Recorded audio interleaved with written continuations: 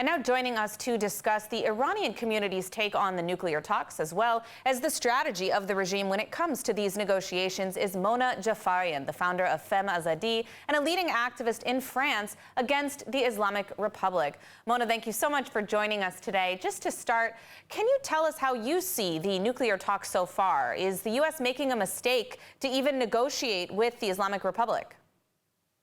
Hi, Emily. Thank you for having me. You know, as an Iranian, and like a lot of my compatriots, we see all this talk with a lot of skepticism because, you know, for decades now, the West is trying to negotiate with the Islamic Republic. And for us, something is sure, that they didn't understand the DNA of this regime. Like when Khamenei and all the Islamic Republic are chanting like death to America or death to Israel, these are not just slogans. It's really an ideology. And the regime is just trying to buy time for now. You know, they're not seeking for peace. Khamenei is really on the brink, and he needs Trump to save him now. And for 4 decades now, we just see the Western country saving an Islamist, a terrorist regime that wants to destroy them. For us, Iranians, that's very hard to understand. And you know what? Everything is on the nuclear weapon, but this regime didn't need a nuclear weapon to organize, finance, and do October 7th. They didn't even need this nuclear weapon to organize all the terrorist attack on the European soil. And they even tried to kill President Trump in September. So, you know, it's not everything about the nuclear, and something is sure is that right now, Khamenei just needs Trump to save him. And we're just telling them, please don't do that. Now, when it comes to the Iranian community, we've seen Iranians outside and inside of Iran standing against these talks. I know even on your social media, you have shared some of this, burning photos of the mullahs in Iran. Can you explain to our viewers why so many Iranians are against making a deal, really any deal, with the mullahs? Yeah, in recent days, Iranian has been very demonstrative inside the country and outside the country. And we even have an hashtag now, and the hashtag is very clear: no deal with Khamenei. Because, you know, this regime cannot be trusted. Just a few days ago, Khamenei was on TV and he was telling that I cannot have a nuclear weapon. Then if I accept that, they're going to ask me to stop financing Hamas, Hezbollah, Houthi, and all my terrorist proxy.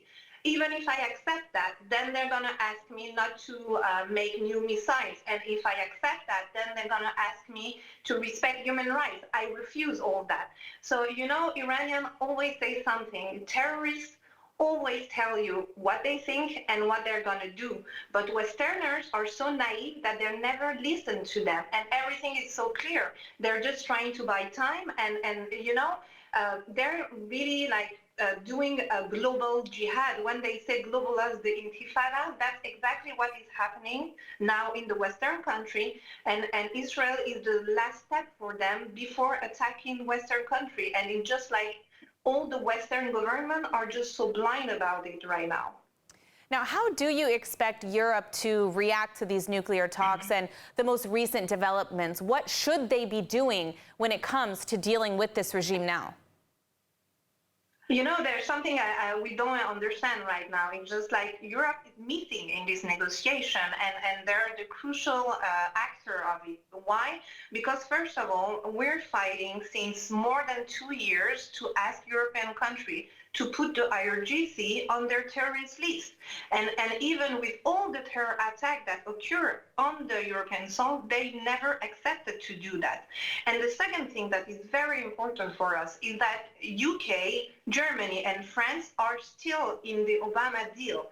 So they are the 3 only countries that can put the snapback on the regime, and the snapback means a maximum sanction in the UN without the possibility for the Khamenei allies to put a veto.